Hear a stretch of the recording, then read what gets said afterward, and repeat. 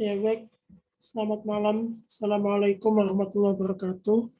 Kembali lagi dengan saya, Sohon Cahyono. Ya. Hari ini kita akan melakukan pembahasan terakhir untuk materi akuntansi keuangan lanjutan 2, yaitu di topik tentang SAK etap dan SAK MKM. Ya, jadi perlu teman-teman untuk bedakan apa itu etap dan UMKM dan apa yang menjadi kriteria suatu entitas itu berubah pedoman penerapannya menggunakan SAK UMKM. Kita awali terlebih dahulu bagaimana sih SAK etap itu dilakukan atau dipedomankan kepada seluruh entitas bisnis maupun non bisnis. Yang pertama adalah apa itu SAK etap. Jadi di sini SAK etap itu adalah standar akuntansi keuangan untuk entitas tanpa akuntabilitas publik, dan dia disederhanakan menjadi beberapa hal ya. Yang pertama adalah pilihan pada alternatif standar yang lebih sederhana. Lalu juga penyederhanaan pengakuan dan pengukuran. Yang ketiga, mengurangi adanya pengungkapan. Dan yang keempat adalah penyederhanaan. Jadi dia sangat sangat sederhana daripada SAK seperti pada umumnya, sehingga memang dikhususkan untuk entitas tanpa akuntabilitas publik. Namanya juga tanpa akuntabilitas publik, artinya beberapa laporan keuangan yang dia ungkapkan itu terkadang tidak termasuk ya dalam bentuk umum penyajian laporan keuangan sebagaimana SAK umum atau SAK yang mengatur beberapa perusahaan atau entitas yang sifatnya menggunakan akuntabilitas publik. Lalu juga merupakan standar yang berdiri sendiri secara keseluruhan, jadi standalone. Dia sifatnya memang tidak terkait antara satu SAK atau satu SAK yang memberikan suatu pedoman untuk proses laporan pengakuan ya dari suatu transaksi bisnis. Makanya kenapa SAK etap ini cenderung sifatnya itu lebih sederhana ya, sangat simplifying ya, sangat sederhana, sehingga kebanyakan entitas yang menggunakannya itu ya lingkupnya juga pasti kecil. Yang kedua adalah stakeholder-nya atau pihak-pihak yang tergabung di dalamnya itu tidak signifikan, tidak terlalu banyak seperti entitas bisnis pada umumnya. Misalkan korporasi atau beberapa entitas bisnis di bawah korporasi ada namanya CV ya. CV itu Common Set Loss Cap dan sebagainya. Dan yang berikutnya adalah apa saja manfaat dari SAK etap. Jadi dengan adanya SAK etap, perusahaan kecil, menengah itu diharapkan mampu ya untuk menyusun laporan keuangan, kemudian dapat diaudit dan mendapatkan opini audit. Namun secara secara partikular ya, untuk tujuan yang diharapkan itu berada pada poin pertama ya. Jadi menyusun laporan keuangannya sendiri, kemudian kalau untuk terkait dengan audit laporan keuangan ini mungkin sangat jarang. Intinya dia ketika bisa atau berhasil menyusun laporan keuangannya, itu artinya bahwa perusahaan sudah siap atas segala aspek kewajiban perpajakannya. Karena apa? Karena kewajiban perpajakan itu melekat erat dengan adanya laporan keuangan. Karena apa? Pajak itu akan dinilai berdasarkan apa? Earning before tax ya. Jadi ketika earning before tax itu dihitung dulu berapa pengenaan tarifnya sehingga memperoleh earning after tax atau EAT ya. sehingga dapat menggunakan laporan keuangannya untuk mendapatkan dana. Nah, ini tujuan lain ya selain kewajiban perpajakan, mungkin juga untuk mendapatkan aliran dana, suntikan dana dari bank. Kenapa? Karena bank itu memerlukan laporan keuangan untuk menilai apakah si debitur itu mampu untuk memenuhi kewajiban baik yang sifatnya temporary maupun yang untemporary. Apa contohnya yang temporary? Yaitu tingkat pengembalian bunga ya, pengembalian bunga atau utang bunga. Nah, yang untemporary itu yang mana ya? Pokok plus bunganya itu yang untemporary. Pada intinya dia harus bisa yang temporary terlebih dahulu. Kenapa? Karena itu yang menjadi sasaran dari pihak perbankan. Lalu yang kedua adalah lebih sederhana dibandingkan dengan PSAK, AFRS sehingga lebih mudah dalam implementasinya. Nah, jadi memang ya kalau SAK etap itu cenderung lebih sederhana, lebih mudah dipahami, lebih mudah diimplementasikan. Kenapa? Karena ya tadi poin-poin atau butir-butir yang dipersyaratkan dalam SAK atau SAK etap itu begitu mudah ya dan juga tidak begitu rumit sehingga lebih dalam pelaksanaannya lebih mudah untuk dilakukan. Lalu yang ketiga, tetap memberikan informasi yang handal. Jadi compliance information related to financial statement disclosure.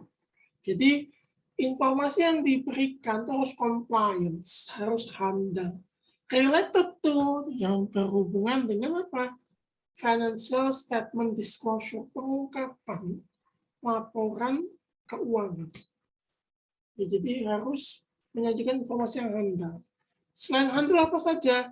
Ya mungkin accurate ya, jadi harus akurat. Completeness harus komplit dan timeliness ya, jadi harus tepat waktu. Nggak bisa informasi tahun 2020 digunakan untuk melakukan proses penentuan keputusan atau determining of decision making di tahun 2021 itu nggak masuk akal. Kenapa? Informasinya berada di tahun 2020, tapi penerapannya di tahun 2021 itu namanya untimeliness. Nah, kalau compliance itu seperti apa? Compliance itu artinya informasi input sama dengan informasi output. Inputnya adalah direct labor, kemudian ada direct material, kemudian factory overhead, ya misalkan itu di perusahaan manufaktur, maka outputnya harus sama, yaitu apa? COGM, cost of goods manufacturing, kemudian ada COGS, cost of goods sold, dan lain sebagainya. Itu harus apa? Harus sama, ya. Harus seimbang, harus balance input maupun output. Itu namanya informasi yang dikatakan handal. Nah, handal di sini itu juga berpengaruh terhadap proses penentuan keputusan ya, the processing of determining decision making. Ya, jadi bagaimana kita menentukan suatu keputusan berdasarkan informasi yang tersedia. Kenapa? Karena kalau informasinya penuh dengan gap, penuh dengan lag, apa yang akan dijadikan dasar dalam proses penentuan keputusan. Jadi dua hal itu ya, timeliness, compliance, kemudian completeness harus apa? Menyeluruh, mengcover semua informasi yang unstructured ya, jadi tidak terstruktur menjadi informasi yang structure, yang terstruktur. Nah, sehingga itulah yang dikatakan sebagai completeness of information from financial statement disclosure. Oke, kemudian berikutnya adalah laporan keuangan etap ini apa saja sih sebetulnya ya. Jadi ada beberapa ya. Yang pertama adalah laporan laba rugi. Yang kedua neraca. Yang ketiga perubahan ekuitas. Tidak perlu jika perubahan hanya karena laba dan dividen. Jadi kalau perubahannya hanya sebatas laba dan dividen saja, ya kok bisa ada dividen? Kan dia bukan perusahaan go publik, dia bukan perusahaan yang menerbitkan saham, yang IPO. Nah, dividen ini diperoleh ketika aset perusahaan itu, ekuitasnya, melebihi dari jumlah working capital, modal kerja. Nah, kelebihan dari modal kerja itulah yang kemudian oleh sebagian owners itu diinvestasikan ke perusahaan publik, misalkan ke AALI, kemudian ke BBKP, kemudian ke BBRI, dan sebagainya. Nah, ketika dia memperoleh dividen, maka itulah yang harus dicatat dalam suatu laporan perubahan ekuitas. Namun, apabila hanya karena perubahan earnings yang laba dan dividen saja, maka tidak perlu dicatat perubahan ekuitas. Karena perubahan ekuitas itu terjadi ketika ada informasi dari laporan laba rugi yang mempengaruhi ekuitas pemegang atau pemilik modal, ya, pemegang modal atau pemilik modal. Contohnya gimana? Oh, dalam 1 tahun itu ternyata ada aset yang mengalami kerusakan. Itu kan akan dicatat sebagai beban depresiasi dalam laporan laba rugi. Nah, hal ini akan berpengaruh terhadap apa namanya, mekanisme di dalam penentuan ekuitas dari pemilik. Ya kan ada namanya beginning equity, kemudian dikurangi dengan private, penarikan private, lalu ketemu nanti ending equity dan sebagainya. Nah, ketika beginning equity itu hanya sebatas karena laba dan dividen saja, maka itu tidak perlu dicatat. Yang menjadi pertimbangan adalah ketika pemilik atau owners itu melakukan penarikan rekening pribadi. Nah, itulah yang harus dicatat ketika menggunakan standar dari etap. Lalu yang keempat adalah laporan arus kas. Metodenya tidak langsung. Kenapa tidak langsung? Karena perusahaan yang etap ini atau entitas TAP, ya, entitas tanpa akuntabilitas publik, itu cenderung transaksinya itu tidak seperti perusahaan korporasi.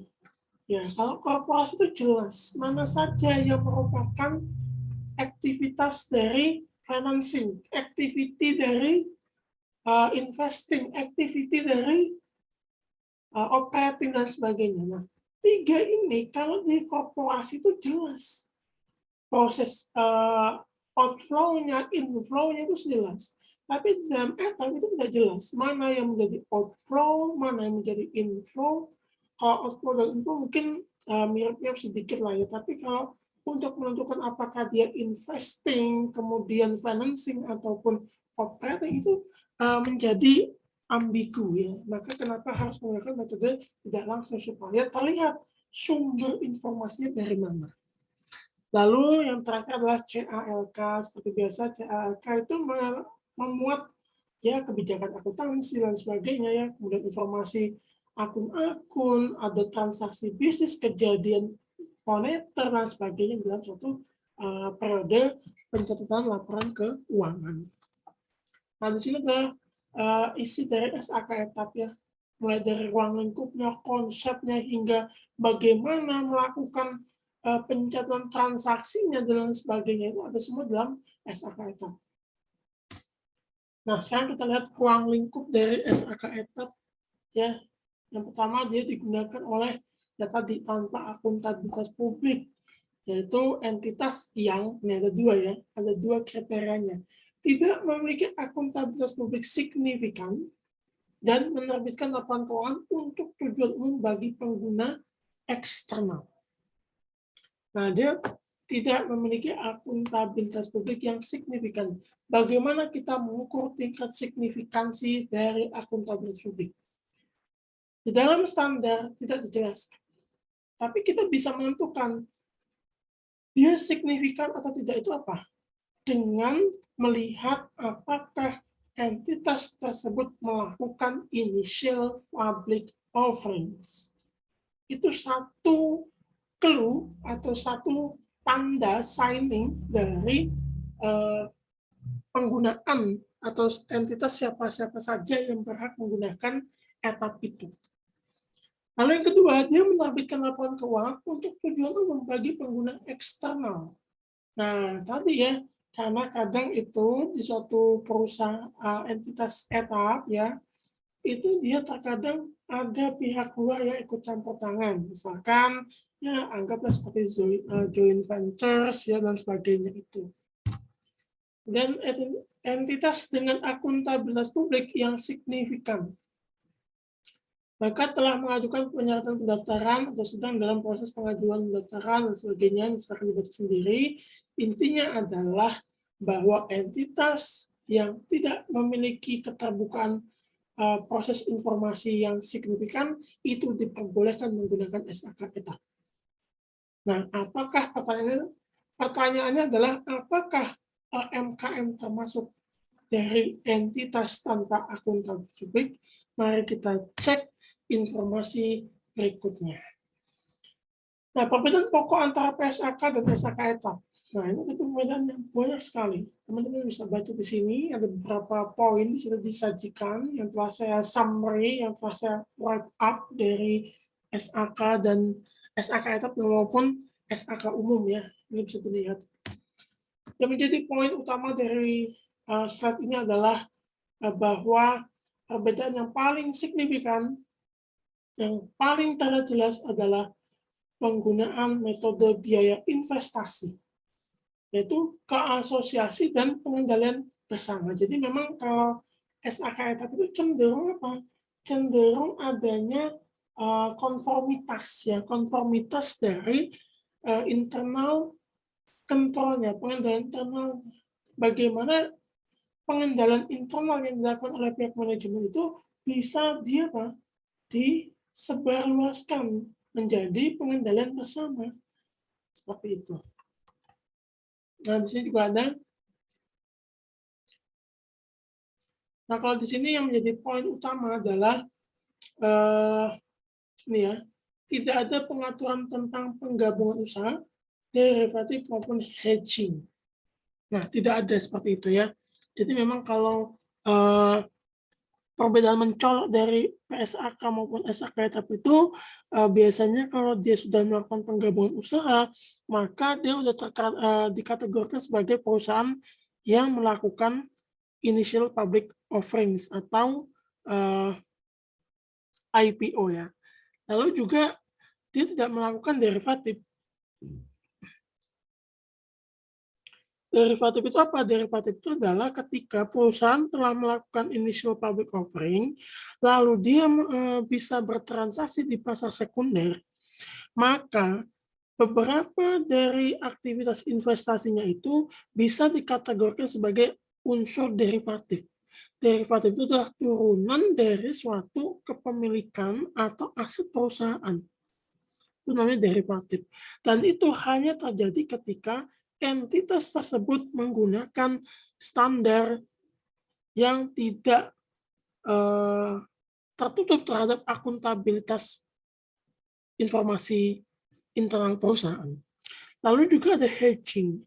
Nah, hedging ini adalah apa? Hedging ini adalah ketika suatu perusahaan itu memiliki barang, lalu barang itu dijual, tapi penguasaan dari barang tersebut masih berada pada pihak salah satu pihak, yaitu pihak yang menjual, maka itu disebut sebagai hedging. Seperti itu ya. Oke, kita lihat berikutnya. Nah, di sini sekarang kita lihat di SAK AMKM. Tadi kita sudah membahas pokok-pokok dari SAK etap. Sekarang kita masuk ke SAK AMKM. Nah, dia disahkan di tanggal 24 Oktober 2016.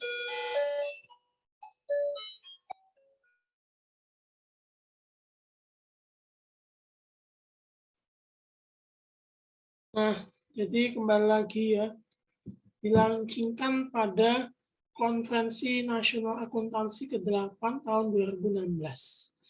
Adapun isi standarnya adalah ada 18 bab, ya isi pokoknya.